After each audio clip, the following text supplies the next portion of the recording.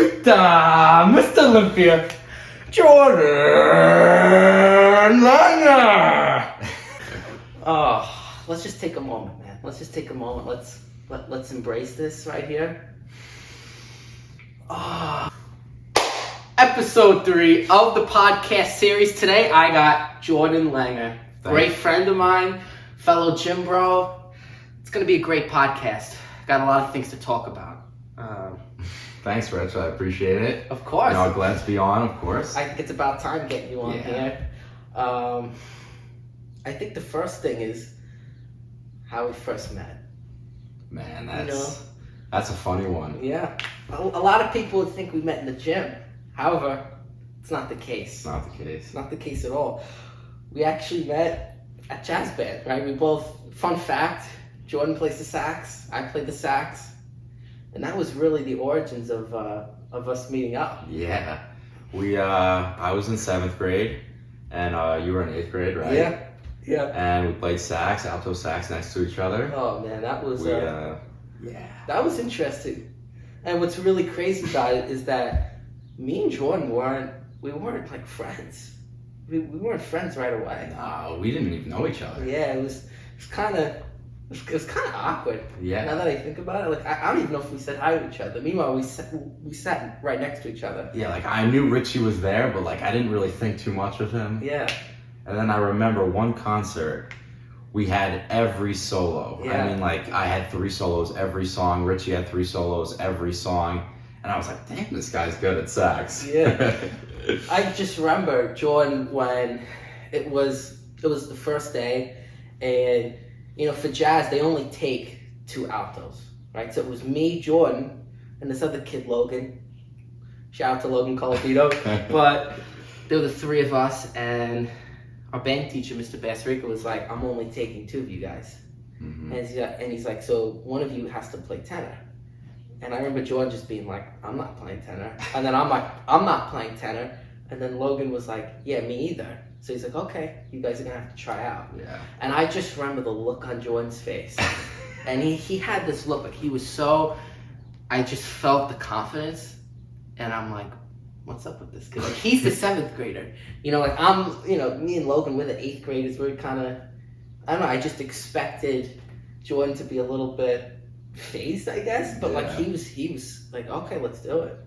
And at that point, I'm like, yeah, there's something up with this kid.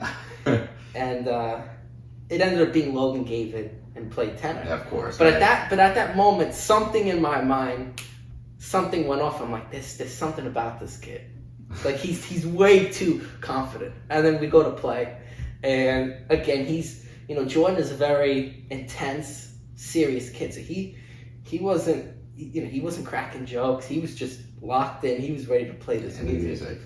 Right? And when you get new music, you're sight reading it, and most of the kids, they're making mistakes. They're not playing it with certainty. And I just remember, me included, and the whole band, like we're playing and we're messing up here and there, and then Jordan's coming in and he's just playing it pretty much perfectly, first try. And then I'm like, bro, like now I get why this kid was so confident about auditioning.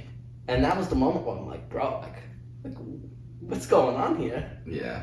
No, yeah. I think what I noticed most about you was your feeling and your soul and energy that you had and passion into the sax, right? Yeah. Like, I wouldn't know, like, you had your mistakes, played a wrong note here or there, but nothing major. But then once you went to the solo, I could just feel the energy you had. It radiated. I could feel it. Yeah. And no one else could do that, you know what I mean? Especially in middle school. Absolutely. And they didn't really have much feeling, but you were the first person I noticed that actually had feeling when they played. Yeah. And it was pretty cool to listen to. Yeah. Yeah. Yeah, that was quite an experience. And like I said, in middle school, none of the kids soloed. To be honest, even in high school, kids are very hesitant about soloing. So it really was just me and Jordan. And I have to say, to me, it felt like a competition. I'm gonna be honest. It became competitive because I would take one and Jordan would take one. And Jordan would be like, I'm soloing for this song. I'm like, I'm soloing for that song. And Yeah. whatever song Jordan would solo for, I would, and vice versa. And it just became a point where we just solo every song, right? Yeah, and eventually, up until last year when we were soloing, I was like, why don't we solo together? And Yeah, eventually, I was like, Richie, I'm gonna play something, and then you're gonna respond. And I played my solo. Richie played right after me, and there was a little call and response action. Yeah. And then we played together at the same time at the end, right after. it was. I mean, that was awesome. It was a cool that experience. was such a, especially for me as a senior in high school, that was such a great experience to finish off my high school sax career. Yeah, I mean, we kind of started off in that little competition. It was, You know, it was, and you could feel it. And we didn't say anything, We too. didn't. That's the fun. You have to Yeah. understand. We didn't. This isn't something we talked about. This was all in here, but it was there. It was. It was there. Yeah, I'm gonna ask you a question. sure.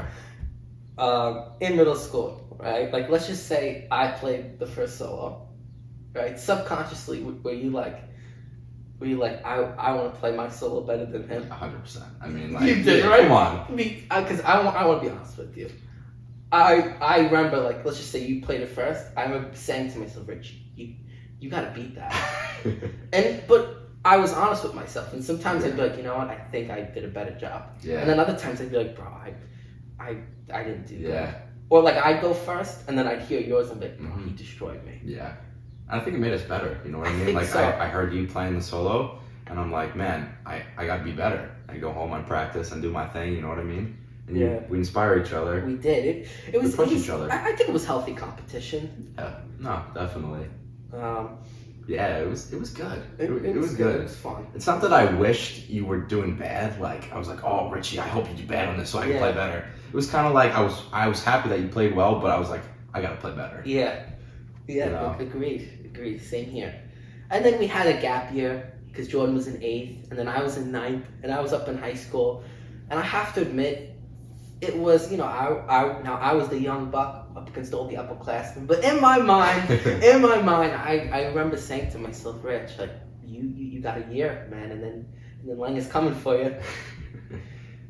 And I always kept that in the back of my mind, and I knew you were the real deal, even at a young age. So, Mhm. Thank you. and then surely but steadily, I went to 10th, you went to 9th, but then it was COVID. So we didn't see each So other. we didn't see each other. But then, I guess maybe 11th grade is when, 11th. You were in 11th. I was in 10th. yeah, Right. then this kid comes in. And I remember it was interesting because, again, like when we first Didn't saw each talk, other, right? we didn't talk. And then I remember, I think you came up to me. Mhm. I think you did, and you said something like, "Hey man, like you're from Jazz, right?" And then we talked a little bit, Yeah. and then we were both in wind ensemble, and then that's when we started. Really when we started talking. Yeah. It's the start of it grew from there, right? Yeah, it's kind of like a slow fire. Yeah, and then I was like, I just noticed that Richie had big arms, and I was like, and I saw, he'd wear his wrestling sweatshirts and stuff, and I'm Yeah. like, Richie, do you lift? He's like, yeah, I do, and I'm like, we always talked about lifting, you know? Yeah. And that's how I kind of knew that Richie was a big gym bro. Yeah, and it's with Jordan. During the wintertime he had his sweatpants, but then once spring came, he started rocking the shorts, and I'm like, bro, like Jordan's got some pretty big legs. Fellow viewers, I don't know if you can tell, but Jordan doesn't skip leg day. I mean, actually, it's kind of ironic. Oh. We'll get into that, but Yeah. I've Jordan's been a little definitely- injured. Yeah, he's a little injured right now with his hamstring, but Jordan's a big leg guy, so Yeah, I do love my leg days. yeah, No, we're getting there. I'm not gonna say I'm the biggest in the world, but like, we're always improving. absolutely, Right. absolutely. So, yeah, what was it? One day I was like, we should have a leg day, right? Yeah. So what happened was, whatever, we went through school, and it was the summertime. I was lifting by myself. I think you were lifting with Josh. Josh, right? yeah. Yeah. And he just texts me out of nowhere, and he's just like, let's hit a leg day. Because we talked, like, it was kind of jokingly, but I was serious. Yeah, I was serious But we were too. kind of laughing about, like, yeah, man, we should hit legs together. Yeah, a little but bit. we didn't know if it was actually gonna happen. Yeah, it was kind of, But I was like, you know what? I had a Yeah. free day. I was like, it's late, but like, let's get it going. And I texted him, and we went to export, and man, it was a good leg day. it was. It was really It was a good. great leg day, and I I let him lead the workout just because I really wanted to see what he does. Yeah. And it was great. I mean, I think we kept it pretty basic. I think it was like just squatting. Leg I extensions. definitely remember barbell squat. Yes, of course. That was first. Of course, my form was beautiful, right? Jordan, I'm sure you can testify, right? Yeah. So the thing is with Richie, he didn't know how low he was going, right? So he thought he was going super low, but he was quarter squatting. Yeah. And it wasn't until after a long time that we kind of got him to get lower. But then after he kind of realized, he started going ass to grass. Yeah, it was an all or nothing thing, right? It really wasn't a progression. I went from quarter squatting to having one of the deepest squats. Full range. Right? So it wasn't even, and it was a realization that I had to figure out for myself. Because at the time, we were lifting, and Jordan didn't want to hurt my feelings, right? He didn't want to be like, Rich, your form was awful, right? Yeah. Because he didn't want me to, we weren't that great of friends at that point. Yeah, I still wanted to lift with He him. wanted to lift with me. Yeah. So he's just like, yeah, like your form is, it's okay, but you could go a little lower. And I'm like, yeah, a little lower. And he's like, yeah, a little lower. And then I took it literally a little lower. So maybe I did go a little lower, and well, it was still, it just wasn't there, right? It just wasn't getting the hint. But then, Jordan, I think you went away for like some track camp or something. Yeah, I did. And I was lifting all by myself. And I remember I was actually doing hack squats. And I would do the same thing where I wouldn't go all the way down. And once I saw Jordan doing hack squats, and he was going all the way down, and I tried going all the way down, and it was extremely difficult, but I was able to do it. Mm-hmm. And I'm like, this is what I'm missing. So I started going ass to grass all the way down on hack squat, and then I converted that and transferred over to the barbell squat, and that's when I had that realization. Yeah. I remember the first time back from camp, and you went all the way down. I mean, full range of motion. I mean, because I always had pretty good range. I thought I went deeper than most people. Yeah. I was like, damn, you went way lower than me. Yeah. And I was like, damn, that's really good. And that was the only time probably I've ever lied to you, I guess. Right? We said we lie. Around, yeah. Because Jordan always says, Rich, I would never lie to you. But in that situation, he did technically lie to me. Right? But that's, I think, a one and done type of thing. Now we keep it more real with each other. We do. Right? 100%. Yeah. But, and when I went asked to grass, I didn't tell him about it. I just did it. Oh, yeah. And when I saw the look on his face, it's nothing that you can, you can't even describe it. Yeah. The look of astonishment. It was perfect. It was basically perfect. Yeah. I mean, you really can't get much better than that. Yeah. So, yeah. And then from then on, it was just about making little adjustments, getting the bar path right, stabilizing. Mm-hmm. Getting your feet in good position. Getting my feet in good position. Because one thing about Jordan is when he squats pretty wide. Mm-hmm. I have to say, it's so weird because I haven't seen you squat in so long. It doesn't feel right. It almost feels, I feel like something's off, right? Something's off, right? Because, like I said, with Jordan's hamstring, he hasn't hit, I would say, a full-blown leg day in a good amount of time. Yeah. But what's crazy is that despite that, Jordan still has massive legs. Not only that, but he's got the striations in his hamstring, which doesn't make sense because he's never had those before. And it just appeared out of nowhere. Yeah, I can't really say why, right? Yeah. I don't know how it happened. We were just posing, in the posing room one day. Yeah. And then I looked at it and it was kind of just there. But I think it just takes time because you're getting it. It's coming there. It's very little, but it's starting to show. I definitely notice a difference. And once you get it, it's there. Yeah. It's like a vacuum, right? Once you know how to do the vacuum, it stays. It does. Yeah. And I think it's the same thing with the hamstrings, unless you put on a ton of body fat. But come on, you're not.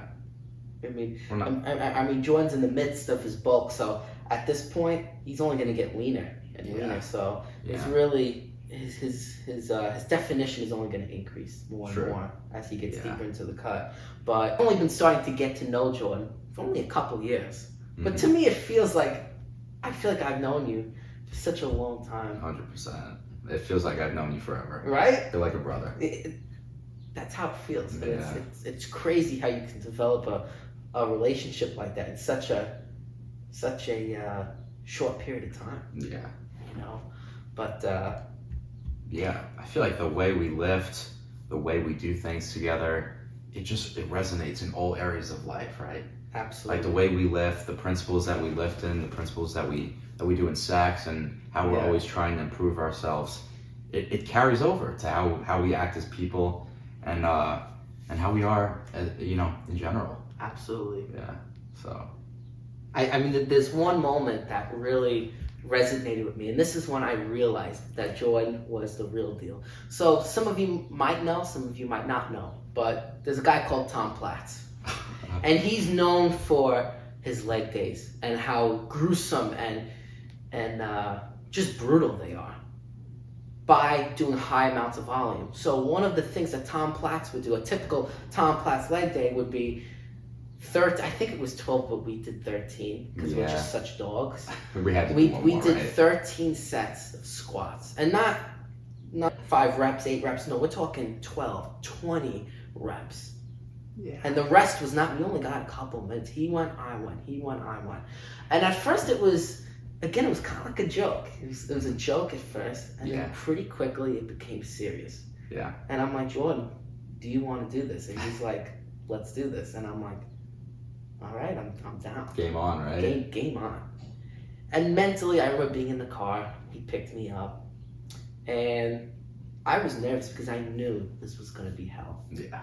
But I wanted to do it, and this might sound messed up, but I knew that if Jordan was able to, I just wanted to see how he was going to react to something so difficult. I just wanted to see how he would react to it. Yeah. And because I knew it was going to test me, and I knew it was going to test him. But I think in life it's all about how you. I just want to see how he would approach it, and whether or not, we would be victorious. Yeah. Because it's, even though it's physical, don't get me wrong, right? We're physically doing it. It's mental. It's all in here. It tests your mentality. No, it does. It was all mental. The next set, the next rep. We didn't even talk to each other. I remember. In the beginning, a little, but we by were the kind end, of joking, like, "Are we actually going to do this?" Yeah. And then once Richie asked me, and I was like, "We're doing it." I don't think we talked to each other, except for a few cues here and there, like, "Come on, let's go." Yeah, it was only stuff for probably like an hour and a half straight. Yeah. Because we were squatting for what, 2.5 hours? 2.5 hours. Imagine being at a squat rack for 2.5 hours. I mean, most workouts don't last 2.5 hours, and we were at a squat rack. And I have to say, it was hell. It was. Right, but coming from the wrestling background, I'm used to that, man. Being in a hot, sweaty room, cutting 20 pounds, I'm used to that. But Jordan's very chill. He's very laid back when you first meet him. So I didn't know what to expect from him. I didn't know if Jordan had that dog.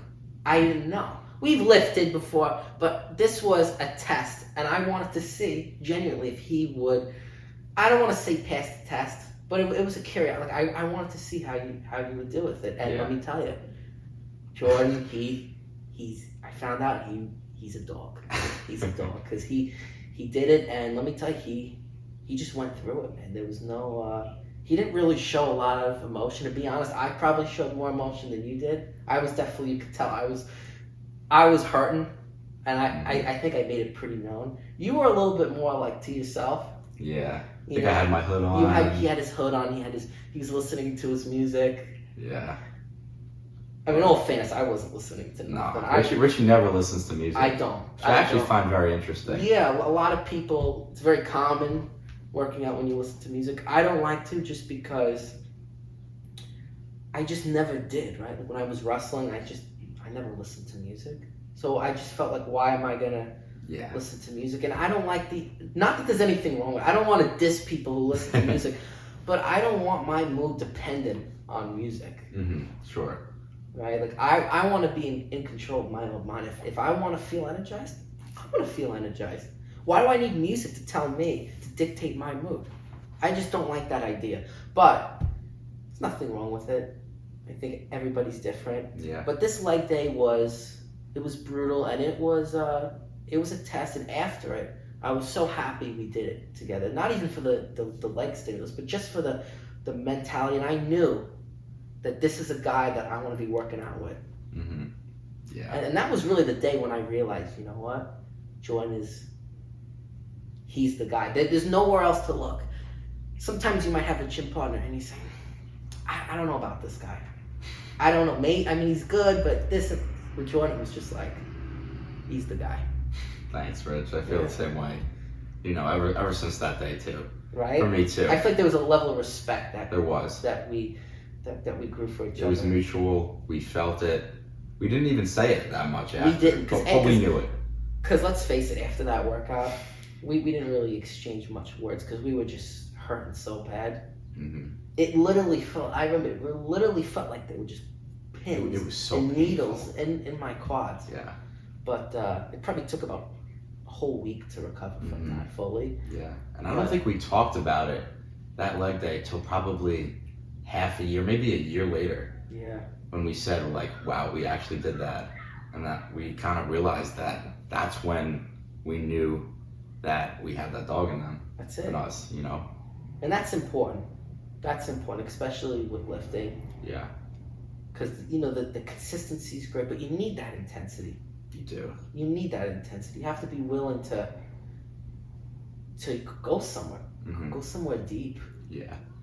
No, I always told Richie, but it always pissed me off the people that always went 1 or 2 times a week and didn't put in the effort to go to the gym.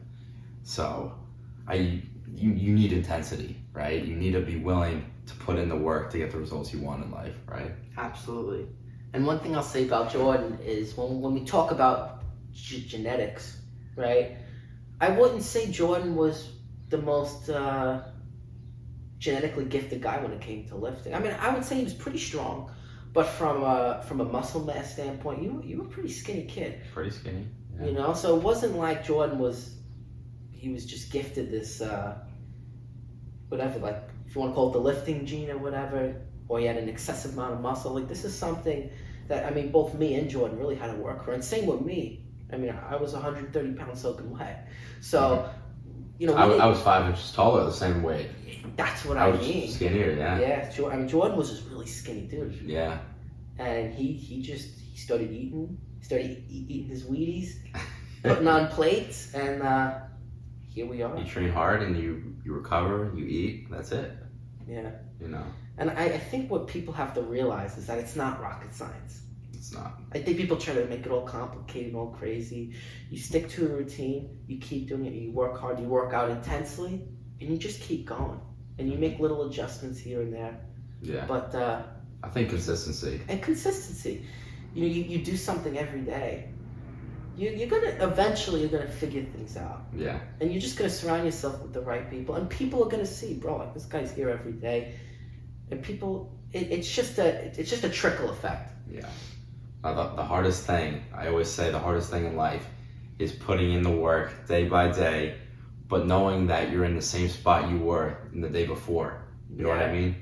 So yeah, I might be lifting, but I'm just as strong as I was yesterday, even though I put in 5 hours at the gym yesterday. So how is that possible? Yeah. And that always frustrated me. But you know, over time, I feel like we kind of learned how we have to trust the process. You do. You have to trust the process. And you got to be willing to put in the work day by day, not knowing if you're actually going to get there or not, but willing to trust that you will in the long run, right? Absolutely. Because nothing's guaranteed. Nothing. Right? You can do X, Y, and Z and maybe not get the result you're expecting. Mm-hmm. But I think if you really want it, and that's what I think it comes down to, just how bad you want it. If you really want it, you're gonna figure it out. Mm-hmm. You just are. It's just how it works. It doesn't matter how many bumps there are, how many little obstacles are on the way. If you really want it, you're gonna get it. True. I'll speak from our experience. We've hit plateaus all the time. I remember Jordan. There was this period of time where he couldn't incline more than a plate, and it was just every time he'd go, he just couldn't get past it. And then one day, it happened, man, and he just exploded. Not just with numbers, but with weight. You know, he started putting on size, and it was starting to click for you. Mm-hmm. Yeah, I remember your squat too. Same He was here. stuck at 2 plates, and he just couldn't. It was probably like a month straight, maybe Yeah. even longer. Yeah. And same for me, bench, incline, even regular bench. I was stuck at a plate for a while. Yeah. Played for 10, played for 9, played for 11 every week. And then, but eventually with work, and, you put in the time, you do your due diligence, right? You get there. Absolutely. And we did. There's another thing I want to talk about.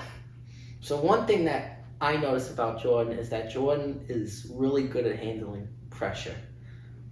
Jordan is actually a golfer, if you don't already know, and he's super relaxed. He's able to handle the pressure very well. I've seen him in high pressure situations, even with the sacks. Me before a solo, I have to be honest, I get a little jittery. Jordan though, calm as a cucumber, and he performs very well, I would say, under pressure. So, what's your advice for people out there who have a hard time handling those high pressure situations? It's actually a really good question. Because even though It's my myself, job, yeah, even though myself, I feel like, or maybe I appear to other people as being really, unfazed, right? Yeah. I'm actually not that unfazed. I do get very nervous. Do you? But I think the number one thing is being prepared, Yeah. right? If I'm doing a solo, if you know every in and out of that solo and everything that you can do, you're gonna play it the best you can. If I'm, let's say I'm preparing for a big golf match, if you hit that same shot 1,000 times and you're so prepared that it's just normal, it comes normal, the nerves won't get to you at that point. So I think if you're willing to put in all the work that you can, it doesn't matter what happens in the final moment, because you did everything you could to become the best you could have. Gotcha. Another interesting thing, when I say Jordan is calm, he's not, I don't want to say he's anxious, but he's very intense though. Don't kid yourself. He's very locked in. He's very serious. Like, you're not going to see him smiling and giggling and cracking jokes. Like, he's locked in. He's very serious. He takes it very seriously. But I think that works to your advantage. Yeah. Oh, definitely. Because I think your adrenaline's going, and maybe you are a little nervous, but I think there's a point where nerves are good. Yeah. They are good, but once you go too far, then it becomes a detriment. But I think a little can go a long way. Yeah, I think a good mix, being intense, but also having the ability to, have some fun. Right? I remember you told me, like, I was always really, really intense. I never was smiling during my workouts, but then one day kind of cracked a few jokes and you were kind of surprised, right? Yeah, I was. Yeah. I was. And definitely for you too, I've seen you where you were, you were always pretty, pretty happy person. Yeah, I'd say you're very happy. Yeah. Good guy. And then, one workout comes and Richie, he just has the hood on the whole time. He doesn't say a word almost the whole workout. Yeah. And I was like, damn, I didn't know Richie had that kind of other side to him too. Yeah.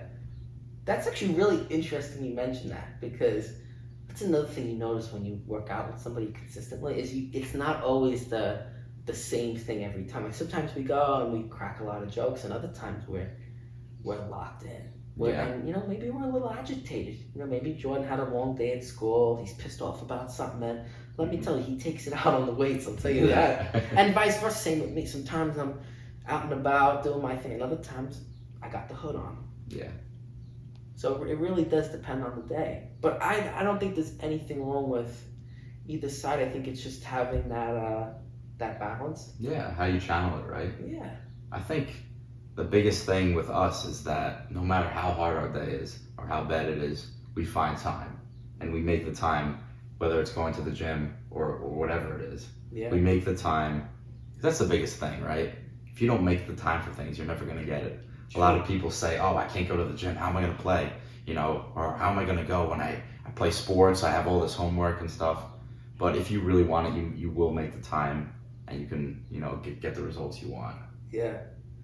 Another thing really interesting about Jordan is that, I don't know if you ever heard the saying, jack of all trades, master of none, right? But Jordan happens to be really good at everything he does, right? Whether Oh, and yes. I now Jordan's very hard on himself. He's a very harsh critic.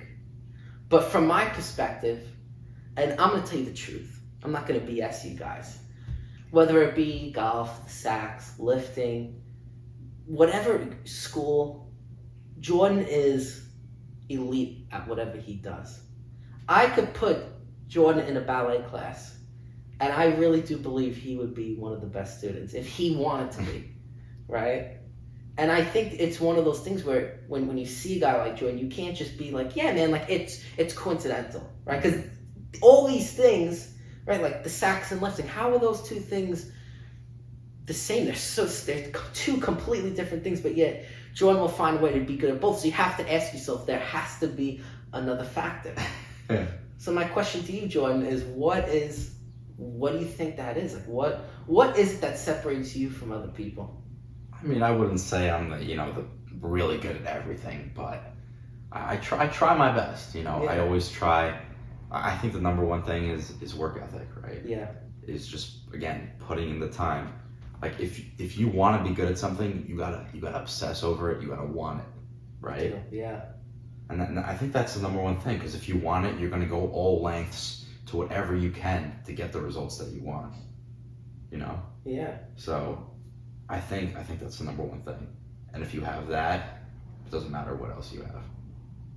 You'll make it happen, right? Mm-hmm. I mean, I think that's one thing that really unites us is just like wanting it, man. Having that dog, that work ethic, and I think that brings us together. Yeah, that's probably the biggest thing I noticed about you. Yeah. When whether we were lifting or doing almost anything, Yeah. you always wanted it. Yeah. Like, I could tell you were eager to learn. Yeah. You've always been a learner. Yeah. Want to listen. You love listening. I do. I mean, That's how you learn. That's why I have this podcast, man, because I want to bring on all these different people and get different walks of life.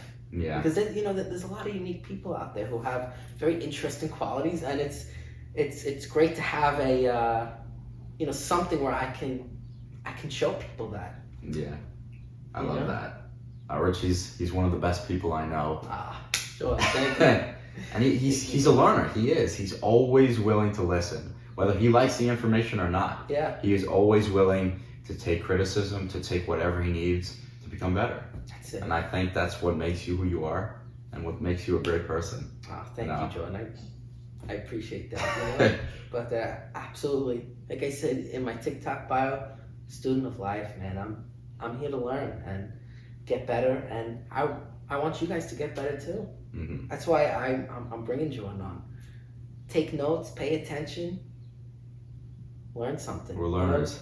You can always learn something, even from somebody who you wouldn't expect to learn something from. You just never know. You never know what's going on in here. Yeah. I think the number one thing, being arrogant and not willing to listen to people, number one thing that people go wrong, people have mistakes with. Being uncoachable. Uncoachable. Yeah. I think you need to surround yourself with people that are always going to improve you and always willing to listen to those people for advice and really better yourself. Yeah. You got to be always willing to take the next step, right? Absolutely. And that's even another thing, right?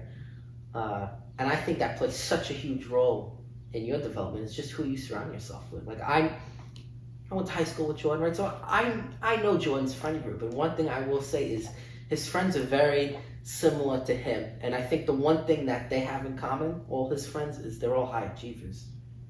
Mm-hmm. I mean, Noah, Josh, I mean, they're all good at what they do, man. Yeah. That's one thing I have to say. I think we push each other. And 100%. even you too, Of I would course, consider you one of my best friends. Yeah. So, Same here. I think that it's that mentality Yeah. that we give off to each other. Absolutely. Man. I love talking to you. Dude, this feels like we do this every day, basically. It does. And it just feels like we're just having, our thing. That's it, man. Isn't that what life's all about? Taking chances and Yeah. That's it. You don't know what's gonna happen. it's true. See, when Rich started this podcast, he didn't know if it was gonna be It's true. I successful or have not. to admit, I was a little hesitant. I didn't know what to expect, and I just realized that you have to understand that you only have one shot when it comes to these things, right? Like, I'm only going to be 19 one time, right? Jordan, you're only going to be, what are you, 17? 17, almost 18. Almost 18. Happy early birthday to Jordan. But you have to realize that. You don't have all the time in the world. I could go out driving my car and get into a car accident and die, right? That's the reality of things. And you don't want to die with regrets, do you? No regrets. No ever. regrets. You have to embrace things for what they are, and you have to understand. I really do look at life as a game of poker, right? It was a great game. I'm not. I used to play poker. I have to admit, I don't play it anymore. But I remember I was playing one time, and this was a very vivid memory in my mind. I was actually, you know who MJ is? Yeah, of course. Okay, I was playing with MJ and a bunch of other kids, and I remember MJ had an awful hand. And he won the pile. And he made us think he had something good, and he did. And I said to MJ, like, bro, like, your hand is awful. He says, but who won? And I'm like, he's got a good point. So at the end of the day, we all have different hands, right? We're all gifted in different ways, and you can't control certain things, right? Like, I can't control whether I'm 6'5" or if I have a 170 IQ, right? I can't control those things, but what can I control? And Jordan, you said something to me that really resonated with me, where you talked about make a list of everything, I forgot how you worded it, like just everything going on, and cross out the things you can't control. And I'm just like, and then focus on the things you can. And I'm like, such a great point, because why are you going to harp on things you just can't control? And make the best of what you have. Yeah. And if you play your cards right, maybe, just maybe, you can win the hand. It don't matter your cards. Don't matter what you have. A real poker player can play with any type of cards and still win, right? So it's all about what you do with them. 100%. I couldn't say it any better. Yeah. Yeah. I mean, sometimes you're not always going to have double aces, right? What if you have a 2 and a 7 offsuit? I mean, that's awful, right? Pretty bad. But what do you do about it? Do you just sit there and fold and just give in, or do you say, you know what, I'm going to play this hand, Yeah. and maybe you will lose, but at least you tried. I think that's really what life's about, man. Just trying. Yeah. Trying to make something, even if it doesn't work out. Another thing we were talking about, being homeless, right? And how being homeless is a choice. Because at the end of the day, you can get a job. If you really wanted to, you could get a job. Getting a job is a choice, right? So everything you do is a choice, and you have to realize that. Sleeping in late or not working out or not eating your food, those are all choices. Not studying, not getting a good sleep. They're all choices. Yeah. No, I agree. I think you also got to be willing to take chances, right? You took this chance with this podcast. You didn't know if it was going to work. I mean, I still don't know, We still don't know. I mean, I think I'm at like 39 followers right now, but who cares, man? Who cares? Yeah. I think what makes us who we are, I saw a video recently by a college football player who had a really bad injury that ruined his career. And he was talking about, in his video, what happens when God says no. How are you going to respond when he says no?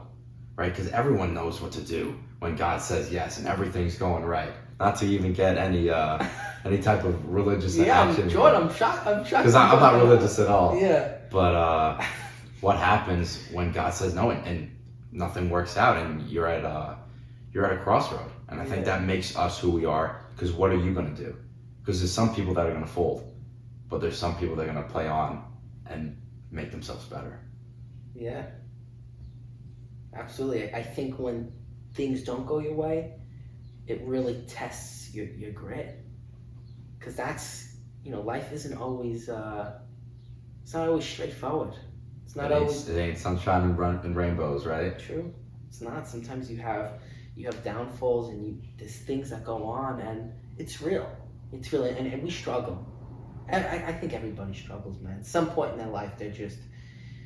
I mean, it doesn't even have to be necessarily a rock bottom, but I think we just all going through, fighting demons. And I mean, we talk about that all Talk a the lot. time, right? Because sometimes I'll see Jordan and he'll be doing a set, and I can tell he's going through it, man. He's fighting more than the weights, right? And vice versa. Sometimes you can see that in people, and you have to understand that sometimes the battle isn't always it's not always physical. It's in here.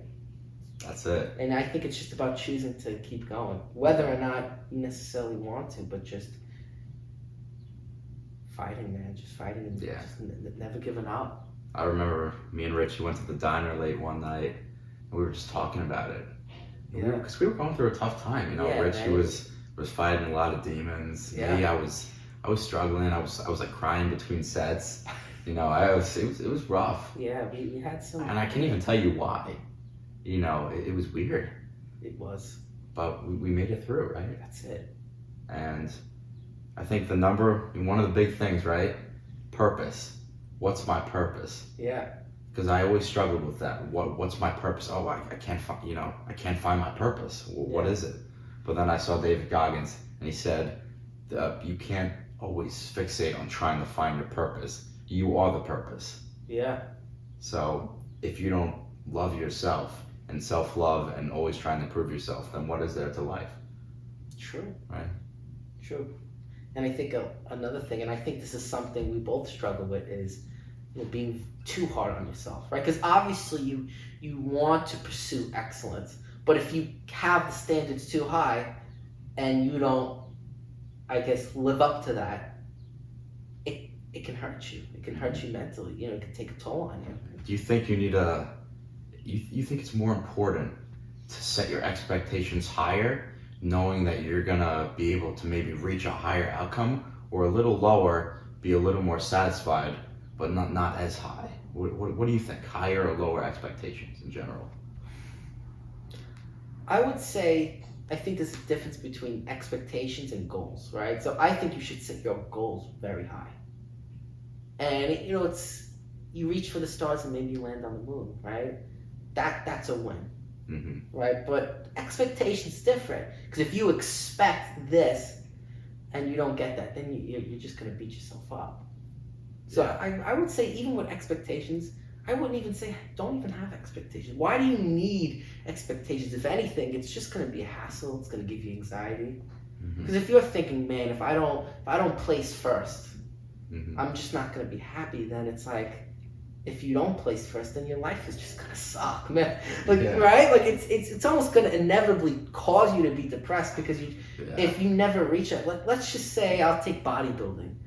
If my expectations are to be Mr. Olympia, right? And let's just say I put everything into it and I just never get there. Because let's face it, only very few people can reach a goal like that, and sometimes it has to do with genetics. It just comes down to, because everybody's training, everybody's eating right, everybody's doing whatever, right? And it just comes down to one guy just has better genes than the other guy. So you can't not enjoy life because of something. I feel like it's just so superficial, right? Winning a bodybuilding show or whatever it is in life, right? Obviously, it's great to have goals, but don't let those goals define you. It's like what you were saying. Like, don't have purpose and goals. Have it just in you, man. Being the best version of you. Yeah, I like that. Right? What happens if people focus too much on that first place in Olympia, and then they're too fixated on the results, and then they get it? It's like, what do I do now? And that's another thing. Let's just say you do achieve it. It's like, then what? And then it just becomes a downward spiral. Because once let's just say you do hit the pinnacle, you could be a little lost, because it's like, now what do I do? There's nothing higher than that. So then it's, what do you do with yourself? And I think you can't get caught up in those things. Maybe whatever your passions are, whether it's lifting, playing sports, or music, whatever it may be, keep doing those things. It's great that you're doing them, but also acknowledge that you're not defined by those things. 100%, right? Basketball players, take for instance. Yeah. They feel like they're defined by basketball, but it's not really basketball that defines them. It's who they are as people, right? Basketball is something, a lot of times, some of the best basketball players realize that basketball is something that they do, not who they are necessarily. Yeah. And I think it's important to realize that you're not defined, right? You're not defined by your job, by what you do. You're defined by everything about you and what makes you you. Absolutely. Mm-hmm. Yeah, I even heard LeBron James say in an interview, it's just basketball. And you have to realize that. You know, people think that all this stuff, it's life and death. It's all an illusion. Mm-hmm. People put this pressure on themselves. I have to perform. I have to be the best. You don't. You don't. The truth is, I remember I had a coach say to me, at the end of the day, wrestling is just a sport. And I thought about that. I said, I'm being so crazy about this. But the truth is, it really is just a sport. Mm-hmm.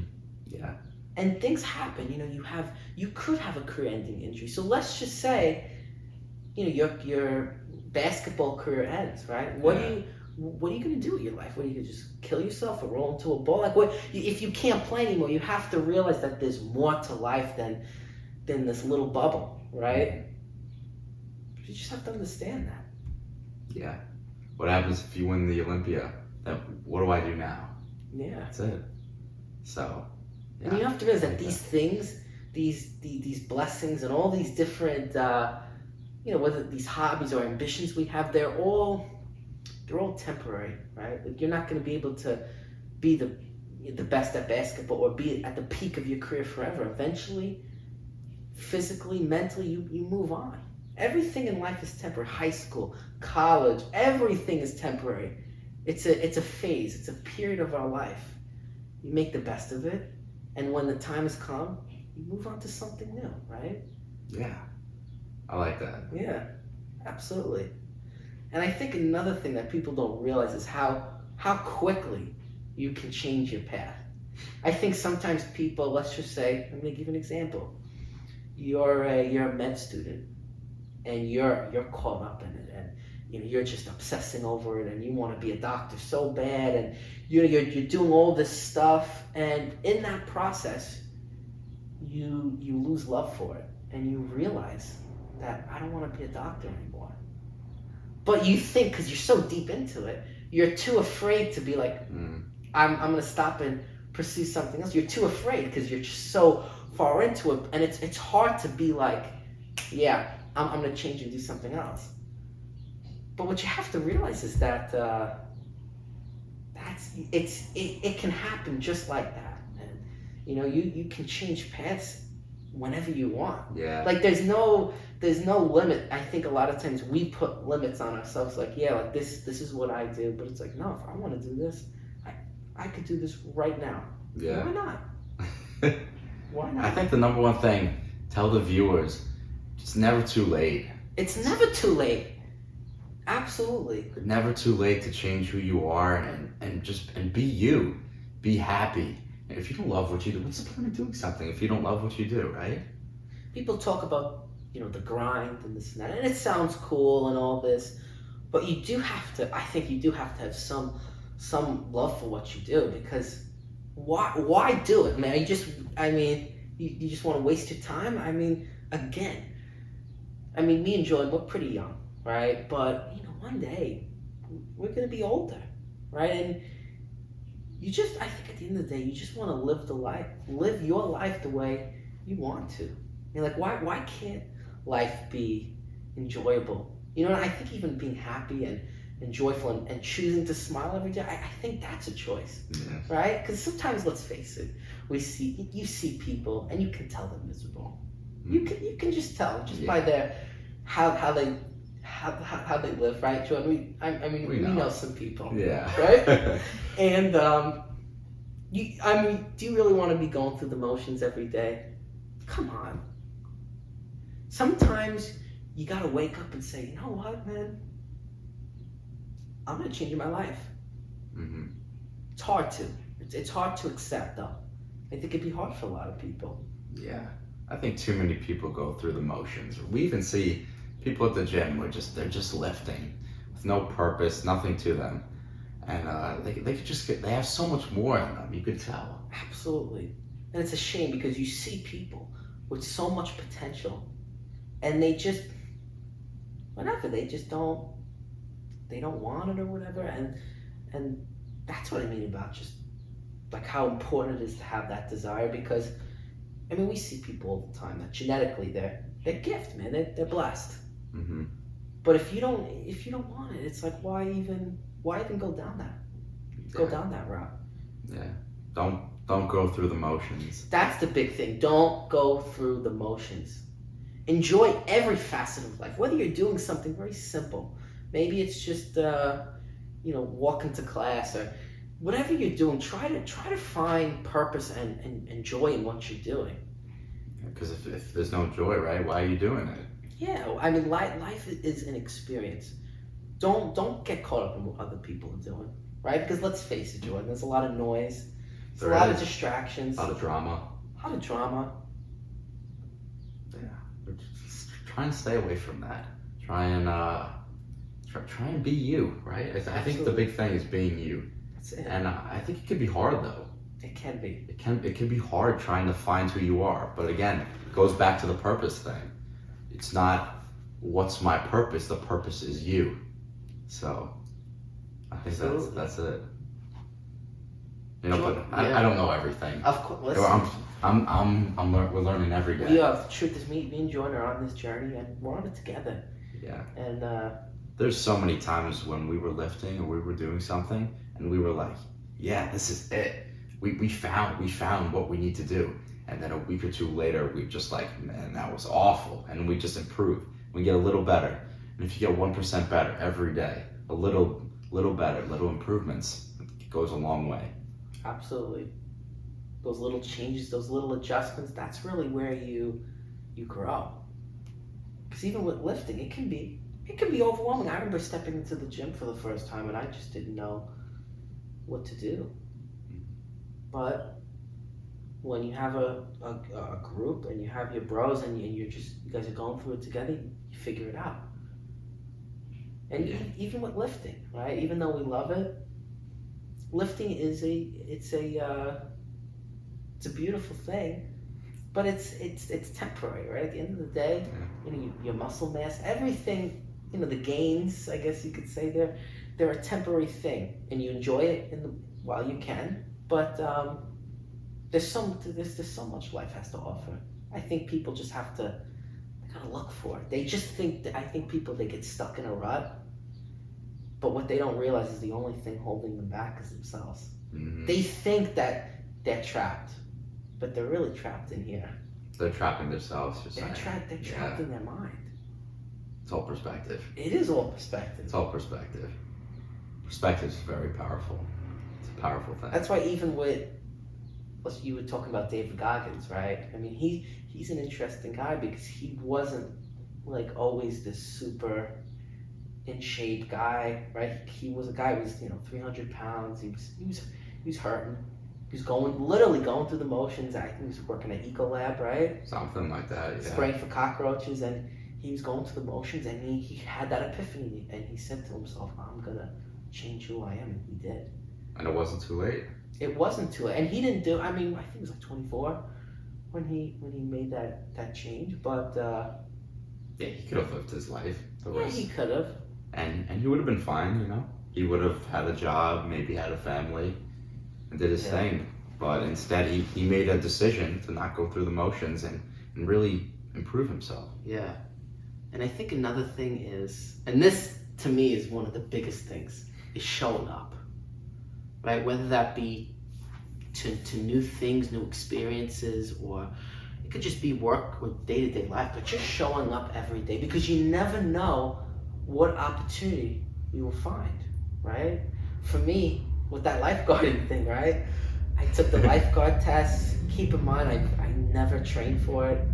I didn't know what to expect, but I ended up passing, right? And I didn't know I was, but guess what? I showed up, and I made an effort, and I gave it all I had. And so you'd be shocked how far that goes, because sometimes all it takes is for somebody to see your potential and be like, "Yo, bro, like, this would be really good for you." I mean, look at Ronnie Coleman. He didn't want to be a bodybuilder. He was a police officer. He was a police officer. And a guy said to him, "Bro, you should go into a show." And that's what started his career. So you just never know what's going to spark something. So my advice for all of you is to take every opportunity you can, whether or not you think it's good, right? Because don't be thick-headed. Don't be open-minded, because you just never know what's gonna spark.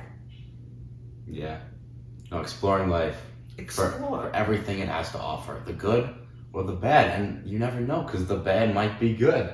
Exactly. That's the thing. It's all perspective. It is. Yeah. I mean, life is wild, man. I mean, it really is. I mean, if you really think about it. I mean, even the little things, right? Like, Jordan, something you've probably never thought of is like even something as simple as the weather, right? I mean, it just comes pouring. Pretty crazy. Dude, that's nuts. And you guys have to appreciate these little things in life, right? Like, I don't know if you can tell by the window, it's sunny out, man.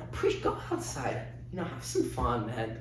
Mm-hmm. Just enjoy yourself. Yeah, not that you shouldn't grind and put in the work. Yeah, don't get me wrong. If you see, the problem is, and I think a lot of us struggle with this, is again purpose. What do I want? See, it's great to put your head down, get to work, and start grinding. But it's like sometimes you don't even know what you want. That's something I have a problem with. Yeah. Right. Like I think I want to be a physical therapist, but do I really? I have no idea, man. That's just I'm not sure what I want. If that's really what I want. And it can be a little bit, it can definitely cause a little bit of anxiety. Yeah. Right? And it can be a little overwhelming. Sure. Right? I'm sure for you too. Right? I talk to you all the time, right? And you're like, Rich, I think I want to go in the medical field, but I'm not sure, right? So, I mean, you have the same struggles. Yeah. But I think as long as we enjoy the process, and that'll take us where we need to go, whether that's somewhere or somewhere else. Yeah. Whatever it has to be. Don't be fixated. Oh, I need to be a doctor, or else I'm not going to be successful. No, it's not true. Nothing's ever set in stone. It's never too late. Yeah. Always keep an open mind, right? I think staying positive. I think the world has a way of just beating us down, especially if you listen to the noise and the commotion. But it's kind of like having your own mind and just staying away from that stuff. Mm-hmm. There's so many aspects of who we are as people, but I think when it comes down to it, it's just life. It's just one thing, right? And we just have to make the most of it. Just like with poker, we're given a set of cards, and you just go, man. You just do what you can, right? Mm-hmm. Yeah, I remember the first time we joined Bev Francis Powerhouse Gym. Yeah. Shout out to Bevs. That was it was a big decision. Yeah. Because we always talked about it and how we were gonna go one day to this famous gym out here, the bodybuilding gym of the world. Yeah, the East Coast Mecca is what they call it. And we always used to joke about it, right? That once we got there, we'd get beat up in the parking lot, and if we didn't re-rack our weights. Yeah, that Steve would yell at us. Yeah. But that's what I mean. When we talk about manifesting, right? That all came from an idea. I was saying it kind of in a joking way. Mm-hmm. But before you know it, it became a thought, and it became something like a real serious thought, and then it became a reality. Right, and I think that's what you guys have to realize. You might have these stupid ideas, but it's one of those things where you're crazy until it works, and then you're like a genius, right? Yeah, we took a chance. We didn't know. We had to pay. We paid for a year. Keep in mind, we didn't really know if this was if it was gonna work out. He had school, I have college, right? We didn't know if our schedules would go mesh well together, but we made it work. And I remember it was a phone call. I remember because the deadline to sign up was like August 29th, or I think it was August 31st or something. Mm-hmm. And it was like August 22nd, and I gave him a call. And I'm like, Jordan, we got to talk about this. Right? Because he didn't sign, and he was going to go back to export. I didn't know what. I probably would have went back to export. Because I was going there that month. But I kind of separated. But again, with these thoughts, I was thinking about it. And it was more of a visual thing where I'm just like, I think I can visualize us going to Bevs and just getting so much better than if we were to go to export. And when I visualized it, I'm like, we have to make this happen. Yeah. And Jordan was like on board, and it just the rest was history. We made it work. Yeah. That was it. We took a complex idea and we broke it down and we made it possible. We did. We made it almost like a dream. Right? We made a dream possible. That's what I mean. When people say like, oh, like you can't make your dreams reality, it's not necessarily true. I think you can. I think it just might take a little time, and I think honestly, I think it takes a pair of balls. Sometimes you just gotta go for it, don't you think? Yeah. Doesn't matter what's gonna happen. You can't always be fixated on what's gonna happen. And fear, right? Fear of doing something. What's gonna happen if I do this? Just go for it. Even asking that girl out, right? I mean, it could be a little scary, but it's the fear of rejection. And it's here I am sitting in front of the camera, right, saying this, but at the end of the day, it's the truth, right? Sometimes you got to go for things, but also have common sense, right? Like if a girl's clearly not into you, don't ask her out. Yeah. Right, but if she's giving you good signs and good vibes, then maybe go for it. But I'm that's a whole nother topic. No regrets. No regrets. Yeah. Enjoy your life, guys. Enjoy it. It's got a lot to offer. It really does. Yeah. I think, lifting is a big thing that we do. And don't get me wrong, we love lifting. Yeah. I mean, it's basically, it's ingrained in us. To a science, to what we do. Every exercise, whether it's a bicep curl or a lateral raise or whatever it is, we are so meticulous with everything that we do, right? Yeah. We break it down every way, whether the eccentric, focusing on the elbows, every little cue in the books. Absolutely. But lifting is not all what life has to offer. And I think that we acknowledge that. Absolutely. Even though we love it so much. Yeah. I think that's important. I think so too. There's more. There's more that we can start to explore. Of course. I mean, you got to hear the ideas we talk about, right? Whether it be like a boxing class or sometimes they want to. I mean, he wants to run a marathon. Yeah, I ran a half last year. He ran a half. We took a yoga class. We did a yoga class, and let me tell you though, say what you want, but we were on fire. It was pretty humbling too. Again, because there were people in there who were like, twice, 3 times our age, who were like. There were some dogs of yoga. Yeah. And it wasn't the people you'd really expect. That's what I mean. And me and Jordan, we held our own. Don't kid yourself. But it was no walk in the park. When we were done with that thing, we were tired. We were. I just remember holding our arms up and I just remember us it was actually to the point where holding our arms up was tiring. Yeah. And it wasn't just yoga. It was hot yoga. Hot yoga, yeah. We were in a burning sauna. Crank it up. Yeah, it was uncomfortable in there. It was a little. I wasn't comfortable. Yeah. I was a little out of my comfort zone. But I think it helped us grow. I think so too. It helped us grow as people. And even though we haven't done it in a long time, I think it's just a cool experience to have. It was, and I think we'll go back to it eventually. Maybe one day we'll stop in there, right? Yeah, for shits and giggles, right? Yeah. For the culture.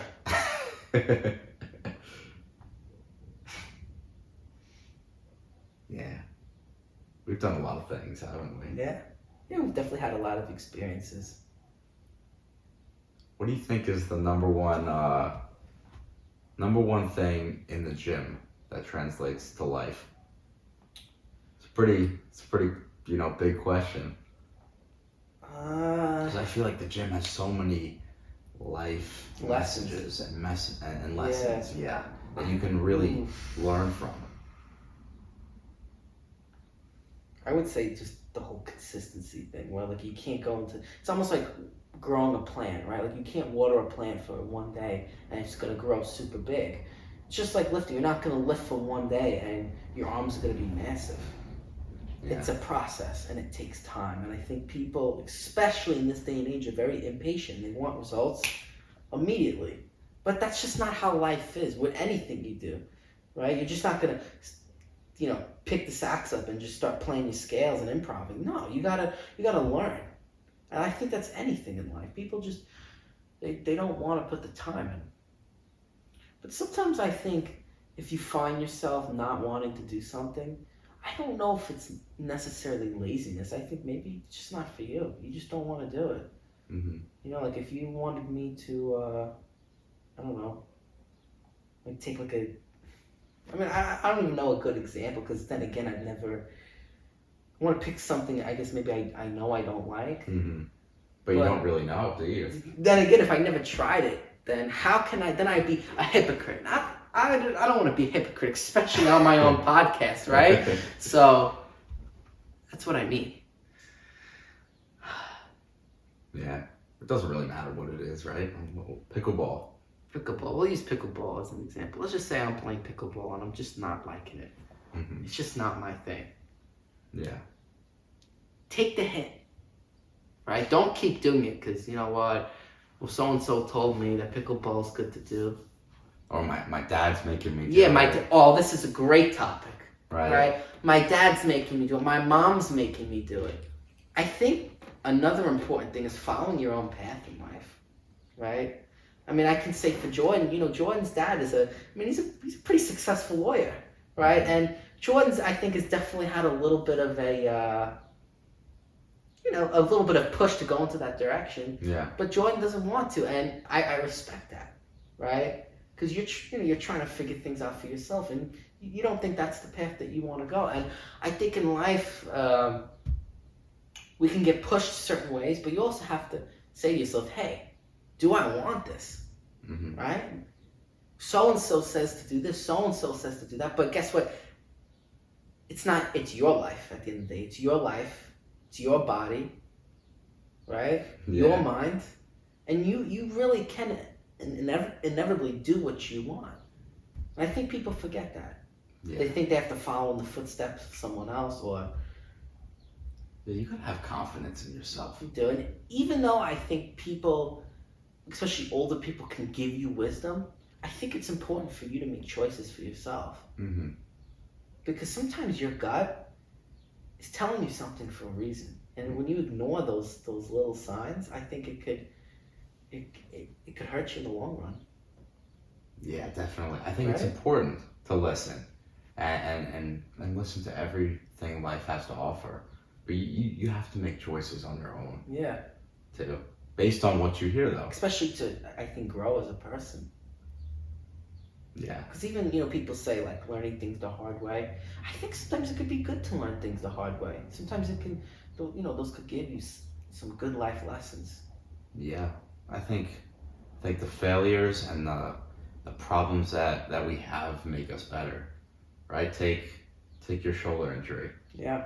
Right? I mean, Richie, he's messed up his shoulder quite a few times in wrestling. And, right, then has it made you better? How has it made you different? It's a great question. I think it's just made me more aware of how life's just not always going to go your way, right? And you have to accept that you can only do what you can do, right? You have certain limitations, and you have and even though you can control what you do, you can't always control the outcome, right? And that can be frustrating, trust me. It can. But you just, I mean, it's hard to say. I mean, it's a pretty deep question, but I don't know, I feel like that's just what I get from it. Yeah. I think you gotta look at things the right way. Yeah. You may have injured your shoulder. And it sucked. You couldn't wrestle. Yeah. You couldn't do anything that you wanted, and it might have felt like you lost hope. Yeah, absolutely. Right? Definitely times. But you look back on it, and you're like, wow, maybe, I don't know if this happened for a reason necessarily, but there was a lot of positive things that made you grow as a person because of it. It's funny you say that. So me and Jordan are at the gym, and Jordan says something to me, and he hurt his hamstring. And he says to me, I'm happy I hurt my hamstring. And I'm like, what? Like, what do you mean you're happy? Like, to me, that's like kind of weird to say. Like, why would you? Who would be happy they get injured? So I said, Jordan, like, why are you saying that? He says, because if I never got injured, I never would have had the knowledge and information on how to prevent it and strengthen my hamstring. Mm-hmm. And I said, it's very interesting. Wow. Yeah. I mean, it sucks not being able to run. I mean, it sucks. Yeah. It every time I go to a track meet, it just pisses me off. It does, I right? can't even go to them. I You can get feel so I get agitated. so angry. Yeah. But I know that eventually when I'm back, I'm going to be stronger than ever. And I have to trust that. But I know that I'm going to be stronger and I'm going to come out of this stronger than I was before. At least I have to hope so. We have hope in it. So, Absolutely. yeah. And I think this is going to give, I just think it's opening up a different perspective for you, right? Because if you never would have got hurt, I mean, would it have been, I guess, nice, right, in the perfect world? Yeah. But just think about all the knowledge that you're gaining from learning all this stuff about, rehabilitation, and it's just, and I think it's just going to make you an even faster runner. Yeah. Like, because Jordan's that guy where, just when you count him out, he just comes, right? And he's the type of dude to run in college and just rock everybody's world. I hope You know, because Jordan's kind of the dark horse where, he doesn't have all those crazy PRs, and, he didn't get to experience that like other kids did. And I think to a certain extent that puts a little bit of a chip on your shoulder, right? Yeah, it does. But I don't think that's, and listen, it's not good to hold grudges, right? But I think it gives you a little more horsepower, a little more fuel, a little more drive. Yeah, because it lights a fire. I think for Jordan it's a little personal, Mm-hmm. right? It's a little personal. Things do get personal. Yeah. For me, but in a healthy way. Yeah. I think it's all about managing it. You don't want it to get too much, where it's going to actually become a detriment. If you can find that balance, I think that's good. Yeah. Now there's definitely some people that I'm like, damn, that just that either annoy me or I want to get angry at them, but I think it's important to really compose yourself, right? And realize it's life. You know what I mean? Yeah. Not all these people are gonna agree with you. Yeah. Not everyone's gonna have the same beliefs as you or True. Be the same as you. And you have to accept that for what it is. You do. And once you can, you start to see everything, the world, for what it truly is. It's not just so single-minded, one way, one path. It's everything. It's all interconnected. And it's complex. It is. It's perspective. It is. It's always perspective. So my question for you is, how do you overcome those dark times, right? When life isn't going your way. When God says no. It's hard. Right. So when God says no, what do you do? I honestly, I don't know if I have an answer for you. Really? Right? Like my hamstring. I can't run. You can't control that. I can't. But I realized that I couldn't control that. And actually, when I got injured, I was doing kind of like a time trial for the team. We ran like 40-meter dashes and I was running full sprint and I felt the pop. I just heard it. And I was so pissed. I started screaming. I started cursing, threw my sweatshirt on the floor, and I just walked down the track and I was just pissed. I mean, the worst I could be.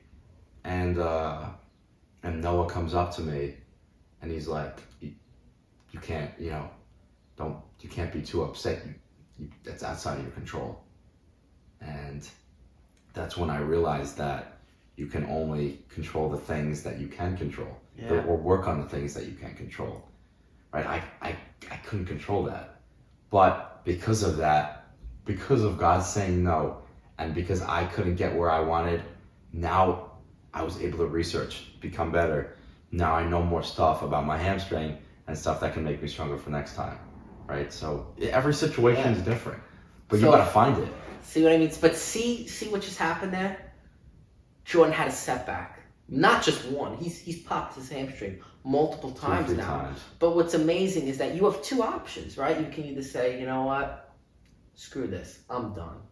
Or you could say, let's figure this out. You know, and I think that when we, you know, it's one thing to say life's about perspective, but how? How do you find that perspective? By figuring out why is this happening to me? And that's how you grow as a person. Regardless of what happens to your hamstring, you got something out of it. You learned something. You got an experience. Yeah. Right? And that's life. Making the best of bad cards, right? That's it. How do you do that? And it's not one size fits all. You know, when Richie said to me, he said, how do you come back from these things when things don't go your way? Yeah, because it's life. There's no answer. There's not necessarily, oh, this is going to help you or this is going to help me. You have to find that for yourself. And it might be ugly. It's not always fun and not always pretty. But you have to accept that and you got to move past it, right? If you're not willing to make that decision to move past it, then what are you really doing in the first place? I think it's a decision, right? To stop feeling sorry for yourself and to actually want to make a difference with your life. Absolutely. That's why I think some people, when they get caught in these periods of depression and they think it's all these external things. And maybe those external things are triggering something, but I think deep down it's an internal problem. And it's something that you kind of have to figure out for yourself. And it's hard and it's scary because you feel so alone, right? But you have to listen. Other people think the same way. They're going through the same struggles. Even with me, I always thought that everybody was just happy and everybody was just always, doing great. And you realize that it's not the case at all. Yeah. Life is all but a perception. You're never alone. That's what always cracks me up is like when you go up to and say, hey man, how are you doing? They're like, good, bro, good. And it's like, I feel like that's just so... Are you really good? Are you really good? Like, I feel like that's such a BS question. Like, that question always pisses me off. I'm just going to say that right here. And it's just because I feel like most people lie. Like, I feel like it's just not true. People just say that because what are you going to say, bad? No, you can't say bad. You have to say good, right? You have to. So what kind of question is it, right? Is it even a question or is it more of a statement? Mm-hmm. Yeah. I think some things in life can be kind of misleading, right? Yeah. Not always the way they seem. Yeah. A lot of people can look really happy, but you don't deep down. You don't know you never what's know. going on in somebody's mind. So never assume anything about anyone. I think that's another thing, judgments. I think we're all so quick to make judgments about people. Bro, you don't know what's going through that guy's mind or this girl's mind. You have no idea. Mm-hmm. So just, always be nice to people. Always be respectful. Because you just never know what they're going through. Yeah. Even in the gym, too. A lot of times me and Richie will see someone and we're like, they're not training well. And we're like, they could be better. But then again, we don't always go up to them. Right? We don't always we're not going to go up to them and be like, oh, I'm going to give you tips. We're going to... It's hard to see what someone is training for, what they're going through. You never know. So I think a lot of times it's better to just let them figure it out on their own. Yeah. I mean, obviously, if you see somebody with really bad form... And you can And you can tell if somebody's a newbie, right? But if you see somebody who's just there doing their thing, leave them alone. Leave them alone. Yeah. You never know what someone's going through. Yeah. And it could be, it's weird, right? Because you think you're so alone. But... In those moments you do. But I don't think people realize that there's so many other people going through the same thing. Mm-hmm. But it's sad, it's unfortunate, because I think that's why people, kill themselves, is because they think they're the only ones. But again, it's all an illusion. Mm-hmm. And I think it's just the way our society is, where I feel like things are just so superficial, where people don't, take social media, everybody looks so happy. But in reality, a lot of these people, they're hurting, man. They're hurting. They're empty. Yeah. They're hollow. It's kind of like those Easter bunnies you open up and there's just nothing in it. With the chocolate on the outside, but they're not solid though. They're not solid. And I feel like that's how people's souls are, man.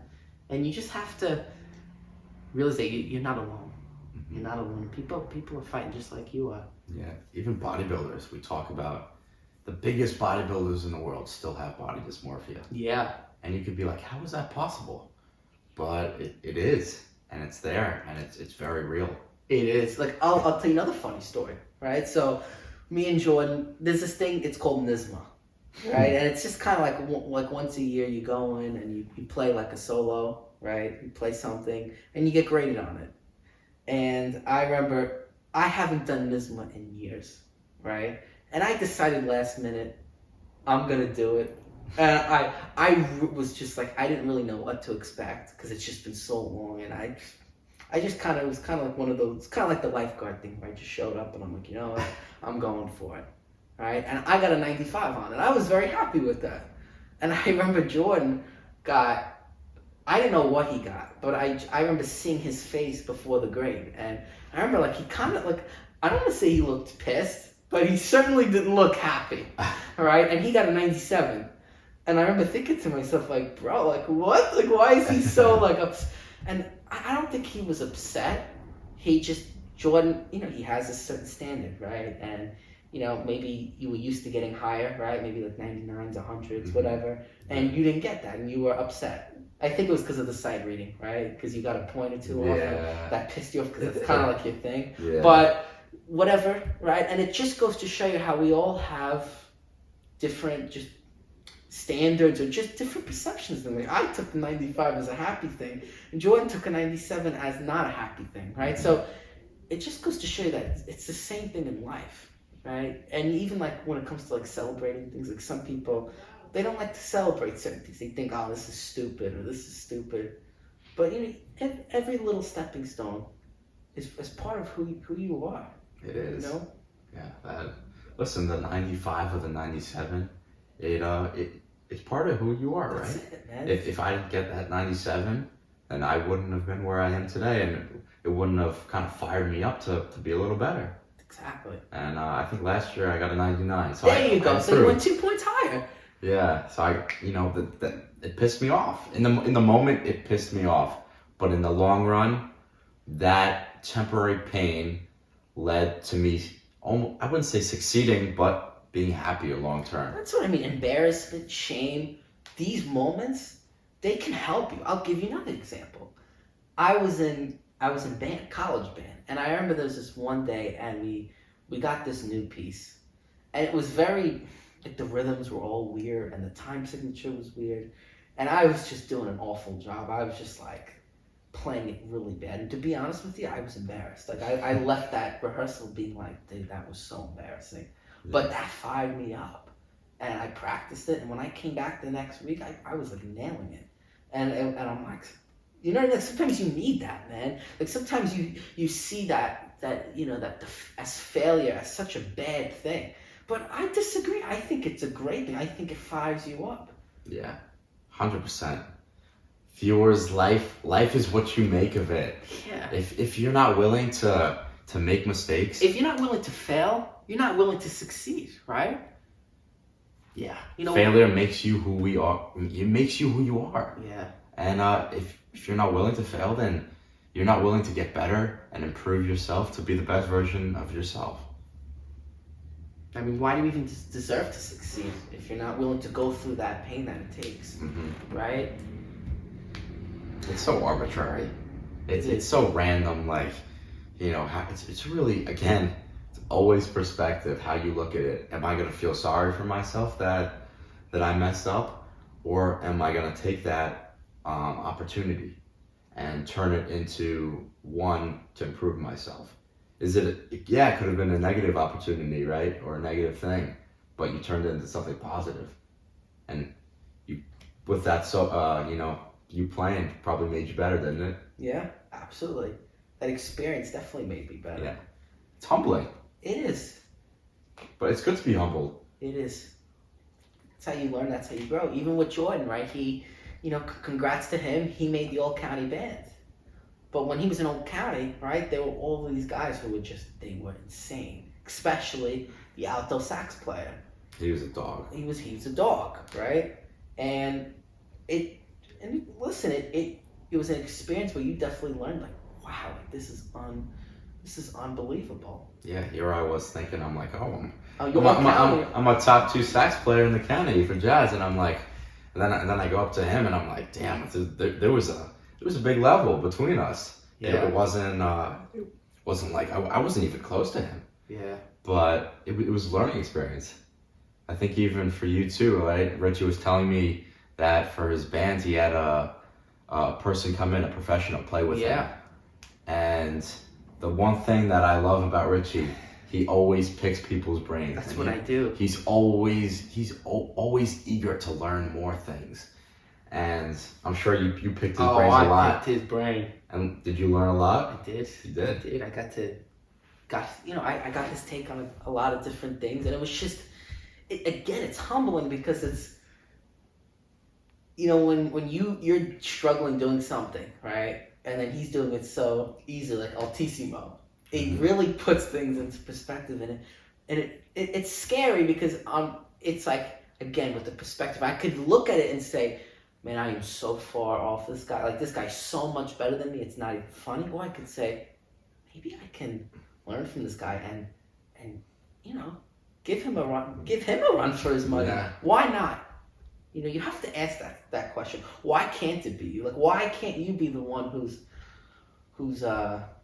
succeeding and triumphing? I think it's just here, man. It's mentality. It's just mentality.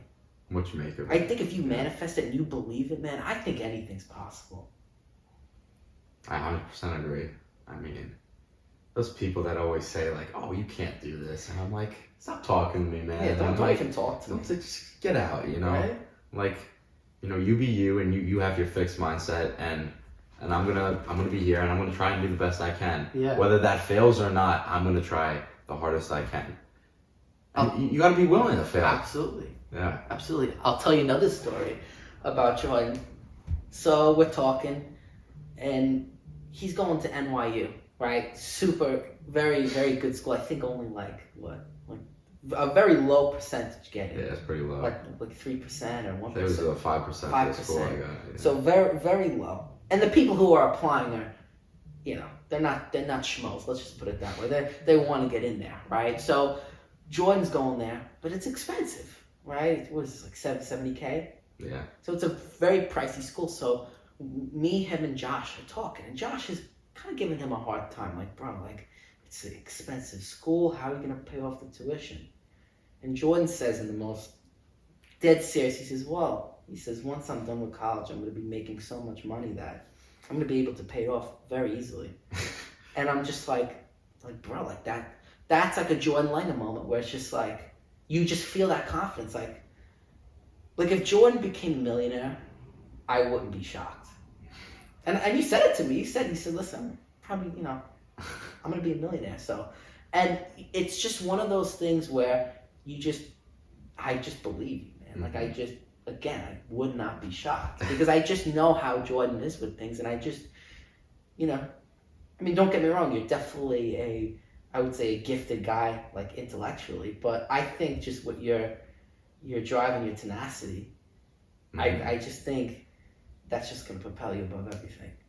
Right? Thanks. Yeah. I think the big thing with college was like that expensive thing, right? The cost. Yeah. But I think that I kind of just took the cost out of the equation, and I said to myself, where do I really want to go, and where am I going to be happy?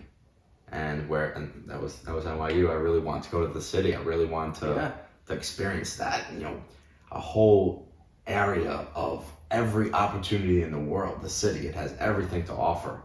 And yeah, it came with a hefty price, but I'm willing to take that chance. And the chance, who knows? Maybe if I'm unsuccessful, maybe I won't pay it off. You know what I mean? But I have the confidence in myself, and I believe that I'm going to be able to pay it off and be successful, no matter how much it is. So yeah. But it's what you make of it. Yeah. And what you think about it. Absolutely. And again, that's a decision where it wasn't cookie cut for you. It was like, I know your parents wanted you to go to Hofstra, right? Yeah. So it was like it wasn't like it was the only school Jordan was tied down to. I mean, there were plenty of other options he could have picked, but that's where he genuinely felt he had the best shot at, and he just thought, that's where you would really get the best experience possible. Yeah, but it was. I want to say something a little different. It was an interesting thing you talked about. You said the word gifted, right? Yep. It's always something that me and Richie kind of talked about. We do. We debate a little bit. But I personally, I don't like the word. I don't agree with it, because I know Richie said I may be gifted intellectually, but I personally, I don't think so. Right? I'm not gonna kid myself. I'm pretty good at math. I like math. Yeah. But people don't see that when I was 5 or 6, I was doing the times tables or doing them all my whole summers on fractionation and fast math, doing all this stuff. So yeah, they might think I'm gifted, but they didn't see what I put in together. So this is what I'm gonna say, right? I don't think there's anything wrong with a little debate. I disagree, right? I think Jordan is gifted. Now, he might not want to admit it, because this is the thing. Again, perspective, right? Jordan's comparing himself to the valedictorian. And he's saying, well, look, I'm not the valedictorian, so this guy's smarter than me. But you have to understand that, we talk about fast math, right? Like, Jordan was learning his times tables at kindergarten, right? First grade. Most people, I'm sure you learn your times tables in 3rd grade. So Jordan was already ahead of the game, right? And at that young age, I feel like the easiest way to tell where somebody's gifts and talents are is when they're a little kid. Because at that point, there really is no external motivation. Like, most kids are pretty similar in the way they think. But it's so apparent when you can see a kid maybe gifted intellectually or musically or artistically or athletically, right? You can see those things at a young age, because they don't have much training. Like, you went to school and you did the same thing everybody else did, but it came easier to you. You might have put more work into it, but it came easier to you.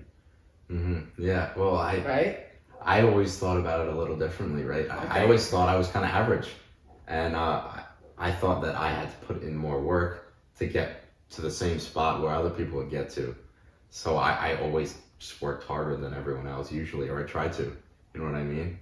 But again, that's perspective too. Yeah. So again, like, that's another concept, genetic potential, right? It isn't. I refuse to believe in it, even though it's a big thing. You don't believe in genetic potential? No. You don't think? I don't even like to talk about it. Really? I hate it. It's like gifted. I don't care how good you're supposed to be or how good you are. If you are willing to put in the work, I think you can get anywhere you can, regardless of how gifted you are or how genetically gifted or what your potential is. And maybe I'm wrong, but I refuse to believe that. I think it's a good mentality to not believe in it, but I think it is true. Like, I think to a certain extent, like, there just are limitations that we have as human beings, right? Yeah. It's tough to think about, though. It is. Right? Like, obviously, we want to think of ourselves as, like, these, like, we could do anything. And I think we could surprise ourselves, right? I use myself as an example, right? I like to use basketball, right? Where I think if I really trained every day and I worked really hard, I think I could go D3 in basketball. Mm-hmm. If I genuinely wanted to. But I don't think I could go to the NBA. Even if I wanted to and I put everything into it, I'm not tall enough, I'm not athletic enough, I just don't have the tools to do it. Yeah. But I think I could surprise myself. Like, I think I could be a really good basketball player. I think you're good too. Yeah. You know? And I think that's what I mean with genetic limitations and the whole work ethic and just how bad you want it. I think, don't get me wrong, like, it plays a role. Mm-hmm. Yeah. But at the end of the day, like, we are who we are. We are. And again, I'll go to the other side, to your side, right? Kobe Bryant. Take Kobe Bryant. I'm happy you brought Kobe Bryant. Because we talk about him a lot. Yes. And the big thing with him is that, he's 6'6", and he's this amazing basketball player. But just give me a sec. Okay, just hold that button. Mom, come in. Sorry. How are you? Good. How you doing? Good. Right? Go back to that. Kobe Bryant, yeah. Yeah, like I would say another thing is the Kobe Bryant argument, right? Yeah. Because Kobe is he's this amazing basketball player, top 5, probably of all time. Yeah. Some people say top 10, but regardless, amazing player. Yeah, and he always talks about Mamba mentality and how he always works the hardest he can. Yeah. But no one talks about how he's 6'6". His dad was an NBA player, and he was probably gifted genetically. That's what I mean. So, to me, Although gifted. Yeah. Right? Okay, Can't so nice say. to you. But to me, when we talk about the GOATs of anything, whether it be basketball, football, whatever sport, or just whatever it is, to me what they all have in common is they're similar to Jordan, where they think that they're average.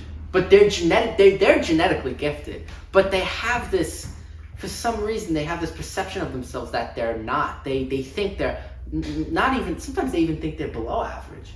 And they have like this chip on their shoulder, and they have this like crazy, powerful desire to be the best.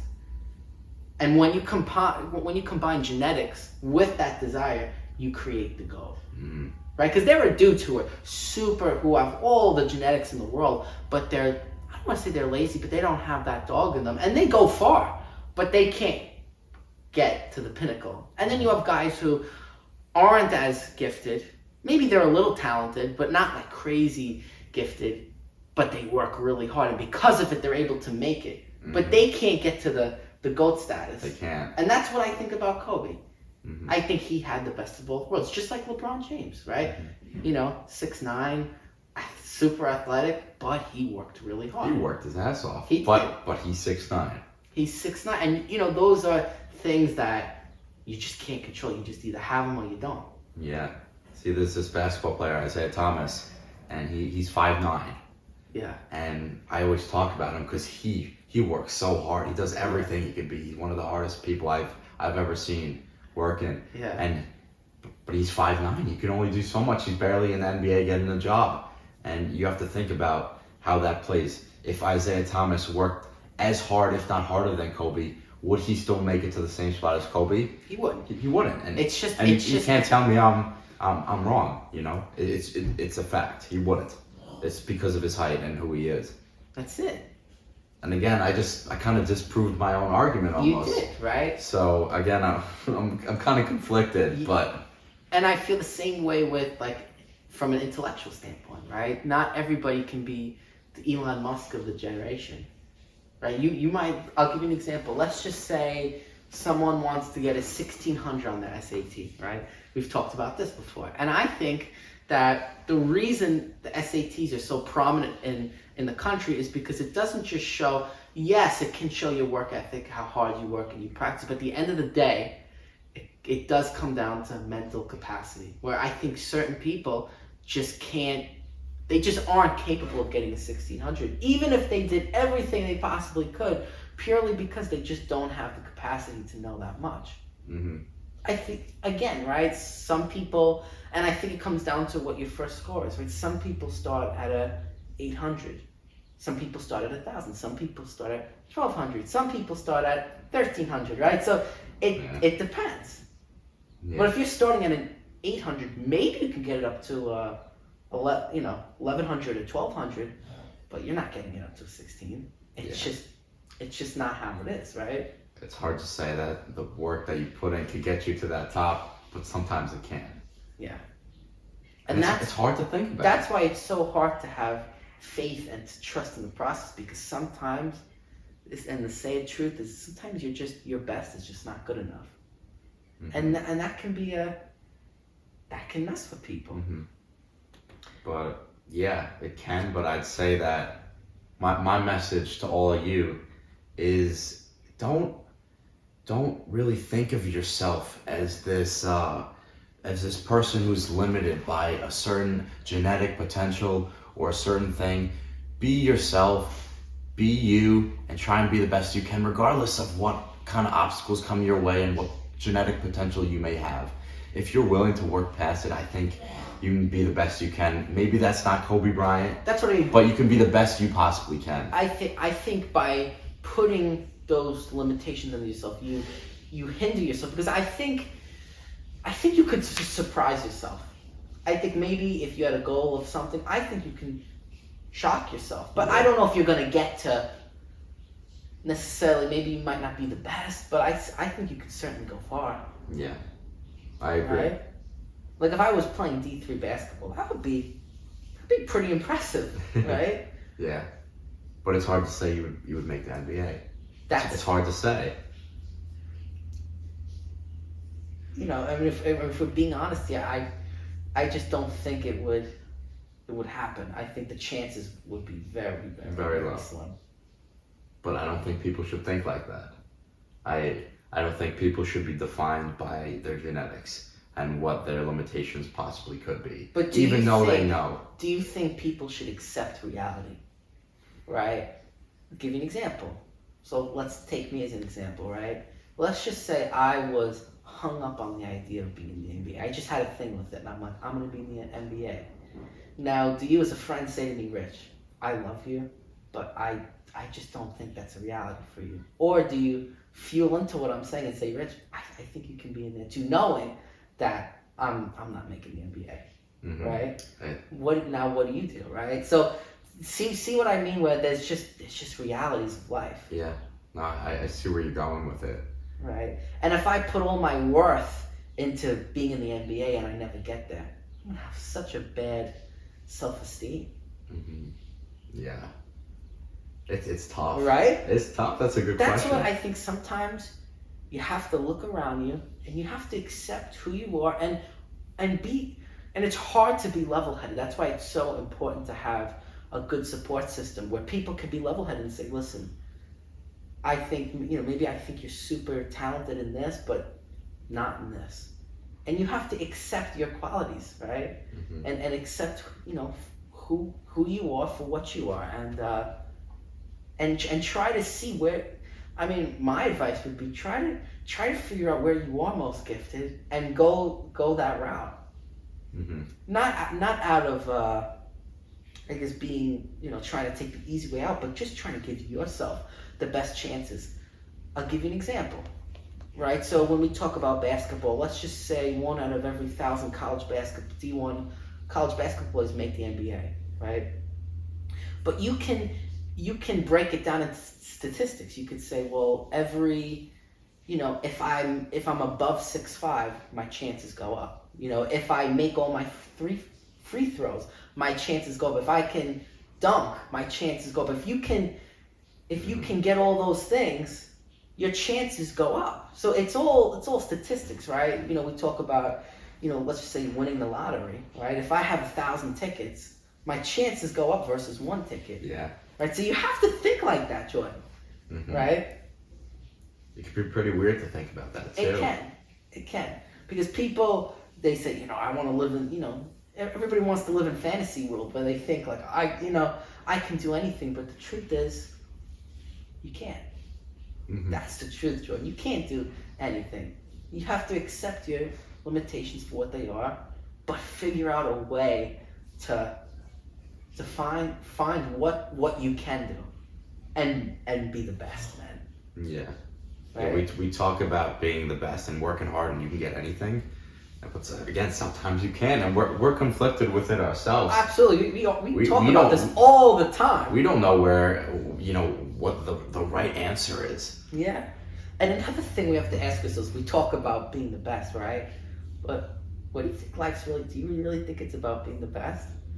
What do you define as success? Wow. See, now we're in the part of the podcast where we're gonna start digging deep. Yeah, man, that's a good question. Right? What do you define as success? I'm asking you personally, though. Success, to me, is knowing that you did everything that you could possibly do in a given situation. I think it's not dependent on the result, but it's dependent on what you do to get there. And I think with more time and effort put into things, you will get better results because of that. And I think that's success. I would agree that it is a direct correlation, 100%. If you put in hard work, you're gonna get a better result. It might not be the result you're looking for, but it will definitely be better than what it wouldn't be without it. Yeah. And I think another important thing, even we go back to Kobe Bryant, right? The Mamba mentality. And when he talks about his training, sometimes I feel like he trained so hard, he actually hindered his performance. He overworked himself, and it actually caused him injuries. And it was, I think it could have been a detriment, right? Because I think there's a point where you train hard, you do what you're supposed to do, but if you become too obsessed, you can hurt yourself and actually worsen yourself. There's a point where you do enough, you know you've done enough, and you have enough confidence to sit back and say, I know I can do this. I know I'm capable of it. It's hard to do though, because people, like a guy like Kobe, can't rest in that, right? Like he can't rest in his training and be like, I've done enough. Because for him, it's never hard. enough. Yeah. Right? I think Chris Bosh had a quote, and he said something along the lines of, legends aren't defined by their successes, but how they bounce back from their failures. And I think that's really important. If you're not willing to bounce back and become what you can be and put in that time and work, then you can't get anything, right? Because if you're working hard enough, you're going to fail, and it's going to happen. Everyone fails. And if you're not working hard enough. Or you're not challenging yourself enough. Right? Yeah. Like if I'm playing, let's say I'm playing in an intramural sports league and I'm just destroying everybody. Is that really success? Maybe it's time to go up to the big dogs, right? Yeah. See, get a taste, get a taste of some more competition and see what's up.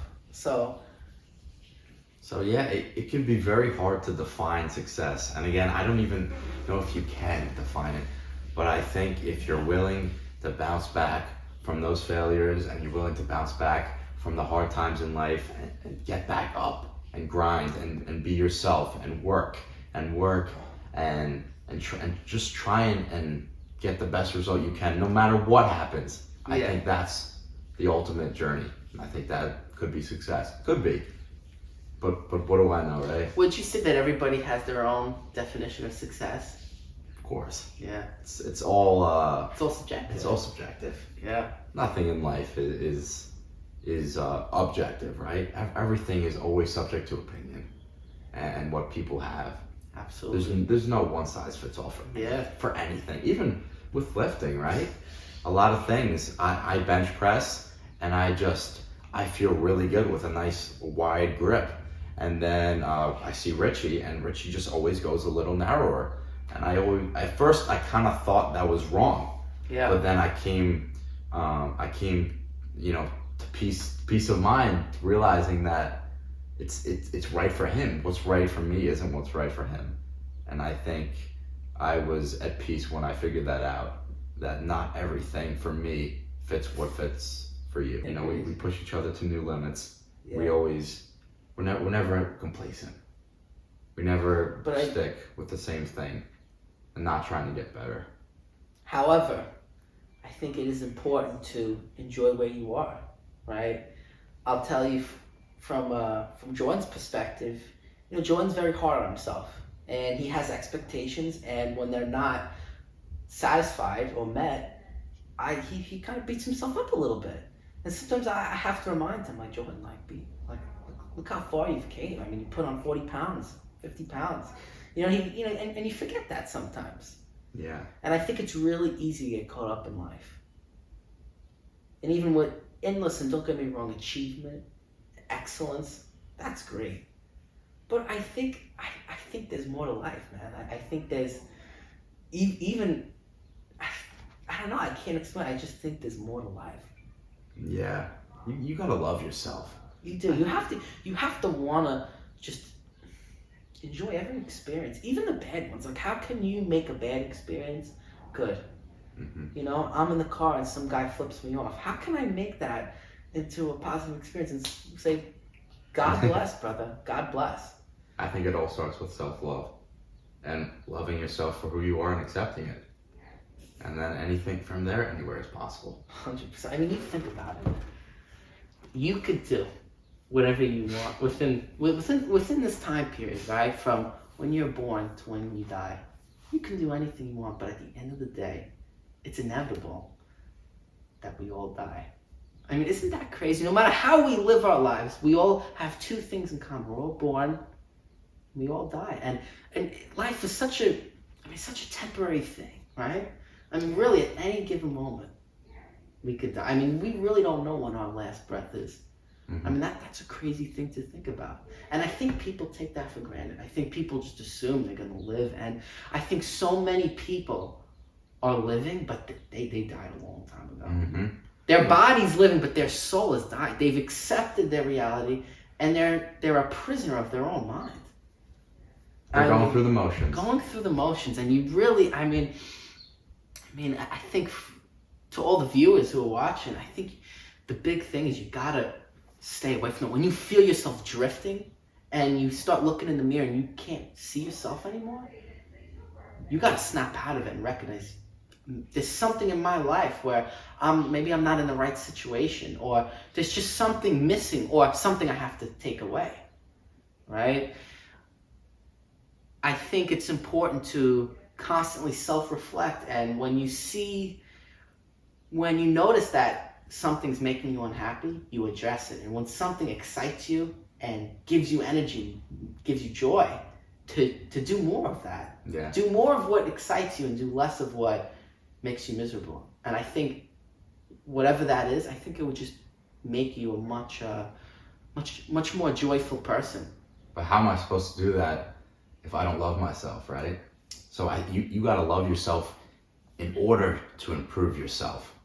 There's no way that's possible to have a self-reflection of yourself if you don't have the willingness to love and care about yourself in the first place. Absolutely. Everybody, gives a lot of love to, the people they love. Hey brother, you did a great job. But then you look in the mirror and you're talking so negatively about yourself. And it's like, you don't talk like that to other people. So why are you talking like that to yourself? And you have to realize these things, because sometimes it can become, I think, it's just in your conscious, and you don't even realize you're doing it. Yeah. And you're putting yourself through hell for no reason. It's been an experience. It has been quite an experience. I think it's been a great journey. I hope you guys got a lot out of it, and stay tuned for the next episode. Thank you, Jordan. It's been a pleasure. Yeah, you too.